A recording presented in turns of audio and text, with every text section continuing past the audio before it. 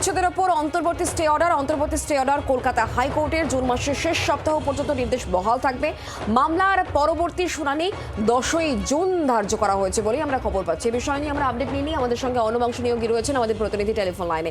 অনবাংশু, দেখো, হকার উচ্ছেদ মামলায় মামলাকারীর তরফ থেকে বিকাশ রঞ্জন ভট্টাচার্য তার বক্তব্য ছিল পশ্চিমবঙ্গ সরকারের অধীনস্থ হুগলি নদীর জলপথ পরিবহনকে ভাড়া দিয়ে তারা দোকান চালায়, তাহলে এখন সরকার ভাঙছে কেন?